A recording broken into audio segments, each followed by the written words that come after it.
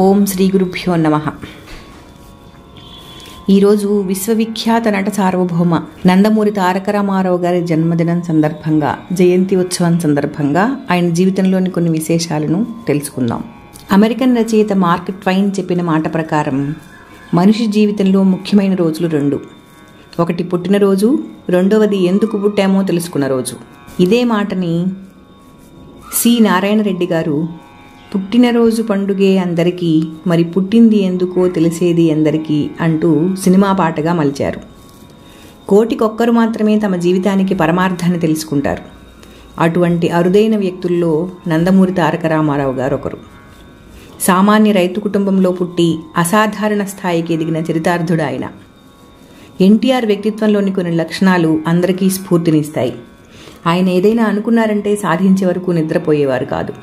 ఒకసారి తానా సభలకు ఎన్టీఆర్ అమెరికా వెళ్లాల్సి వచ్చింది. అప్పుడు ఆయన ఆరోగ్యం అంతగా బాగుండలేదు. సుదీర్ఘ ప్రయాణం ఎలా అనుకుంటూ ఉండగా ఆయన ఓ మాట అన్నారు. ఒక సినిమా షూటింగ్ 3 పగళ్ళు 3 రాత్రులు నిరవధికంగా చేశాను. దాని ముందు అమెరికా ప్రయాణం ఏపాటి అని.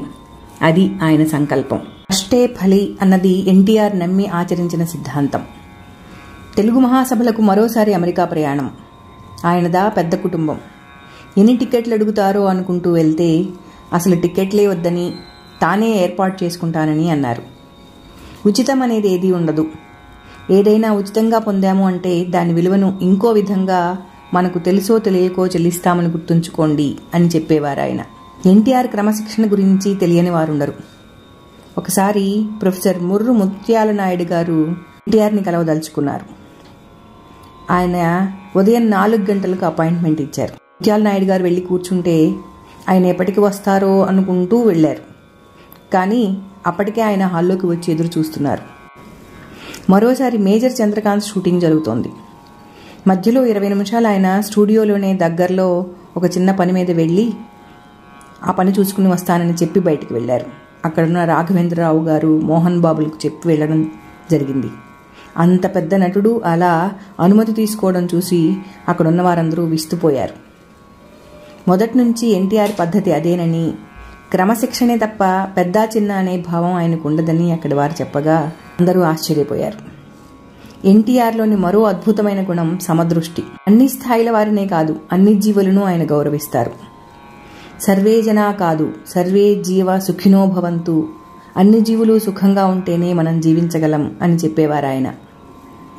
నేల టికెట్ తీసుకుని సినిమా చూస్తూ ఓహో ఏంటివాడు ఏం చేశాడు అని ఆనందించేవాడే నిజమైన అభిమాని అనేవారు ఆయన. కొన్ని సంఘటనలు చెప్పడానికి వినడానికి బాగుంటాయి, కానీ ఆచరించడమే కష్టం. అది ఎన్టీఆర్కి మాత్రమే సాధ్యం. అమెరికాలో ఎలాంటి ఏర్పాట్లు చేయాలి అని ఒకసారి నిర్వాహకులు అడిగితే, మన తెలుగువారిని కలుసుకోవడానికి అక్కడికి వస్తున్నాను తప్ప నా దర్పం ప్రదర్శించడానికి కాదు అని చెప్పి తన నిరాడంబరతను, తెలుగువారి పట్ల తన మమకారాన్ని చాటుకున్న మహనీయుడు ఎన్టీఆర్. ఇలా అనేక సంఘటనలు ఆయన జీవితంలో మనకి స్ఫూర్తిదాయకంగా ఉంటాయి. ధన్యవాదాలు.